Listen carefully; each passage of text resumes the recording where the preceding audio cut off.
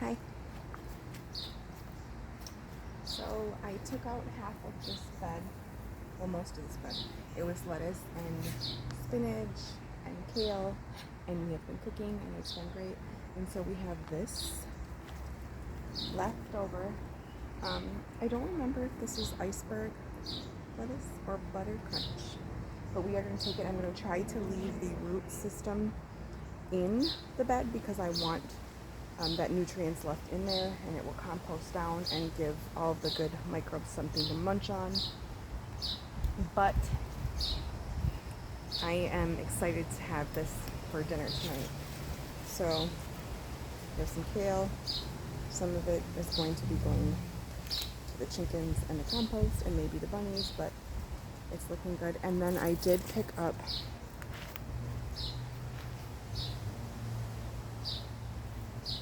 some watermelon that I seen that was on sale, and I'm gonna put it in this bed. I've never grown something that vines out as big as watermelon in one of these raised beds, but we're gonna see how it goes.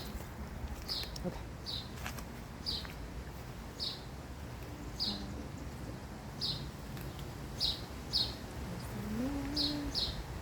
I'm just gonna set a pile over here. It is getting way overgrown, like so bad.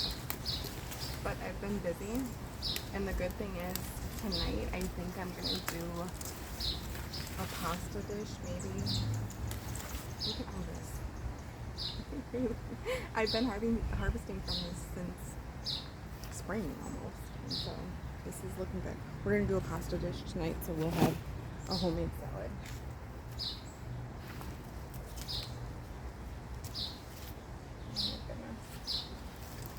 It has been, oh, these are too hot.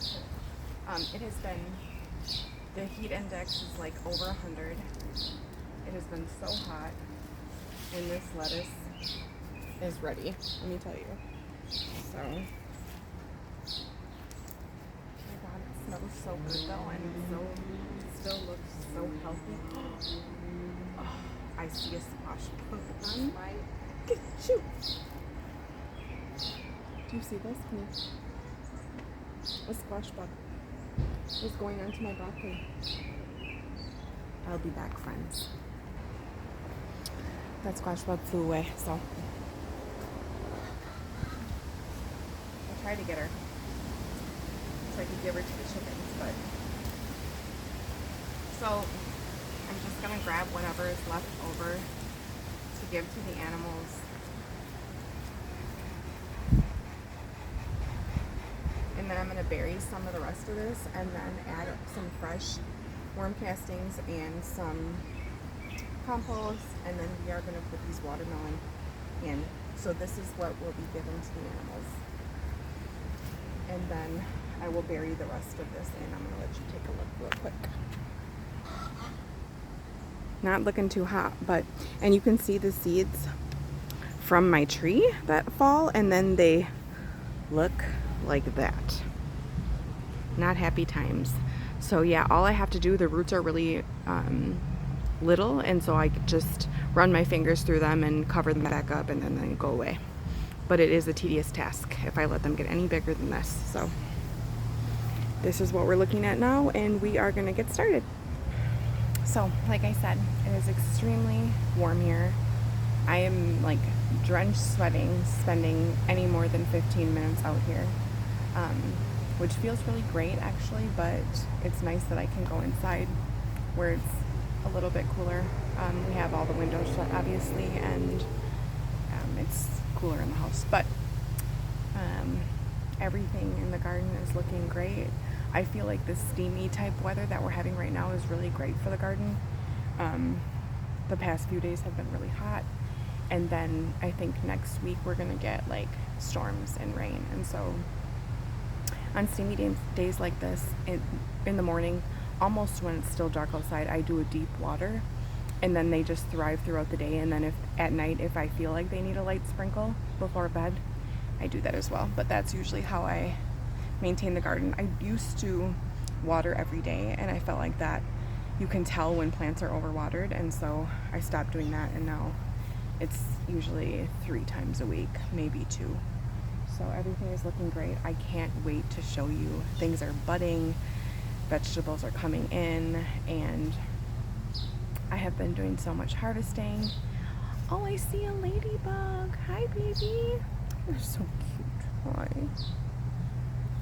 I just get excited when I see pollinators, and birds are everywhere, and my garden is providing such a beautiful, healthy ecosystem for so many beings. So, I mean, you know, I'm not the only one that loves this garden, so I have to really do my best to keep it healthy for every being that wants to enjoy it and love on it. And so I think that's what we're all trying to do, right? Yeah, so I'll show you, I have the watermelon in. My pollinator garden out front is just buzzing with little bees, all kinds of different varieties of bees, and it's just rocking and rolling out there. So, but let me show you how I did. I was going to separate. There was 4 seeds that they planted in that little cup, and I was going to separate them into 4. That seemed like I was going to disturb the root systems, so they easily came apart with 2, so I just did 2 separates. Let's go look.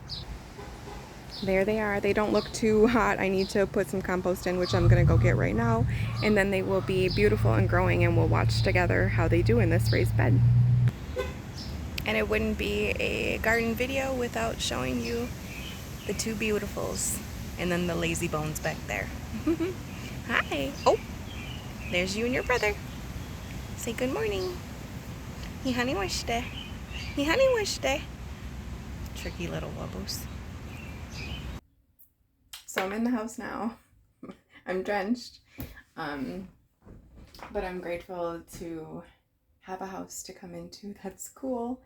And we got the watermelon in. That looks good. I do have some tomatillos that a friend gifted me and a couple more Amish paste tomatoes that I want to get in. I need to figure out where to put them. Some of the brassicas are ready to come out, so we're going to switch and do a little maneuvering there. I am in the season of creating our bouquets. Can you see that? Yes, so all of my flowers are coming in. These are dahlias. I have some zinnias that popped up, and then some hyssop. Hyssop, they're beautiful purple bud and flower, looks so beautiful in the back, and their greenery. And it stays, the flowers and the buds stay really beautiful and green and alive just as long as the dahlias and the zinnias. So they work great together. And so I have them around my home. Flowers always come to me. Friends always gift me bouquets of flowers. So my house in the summer and fall just look really beautiful. And then pumpkins come in, and I have, you know, we grow little pumpkins and different color pumpkins to decorate with. And I think that's kind of what makes a house a home, them little cute touches. And, you know, I live with a whole bunch of men, and so I always love to put my cute little touch on the house, and I know it brightens their day. So we are going to make, do a little meal prep for the week. We have a busy week here, and then we are going to get back out and try to figure out where I'm going to put them tomatillos and tomatoes, because I have no clue, but they need to get in. Oh my goodness, girlfriend. They need to get in the ground, and what am I doing? Yes, they need to get in the ground. And I need to like put this hair up in a ponytail because it's outrageous right now. So see ya, have fun, do your thing, and keep growing your own food and medicine. Dokstake.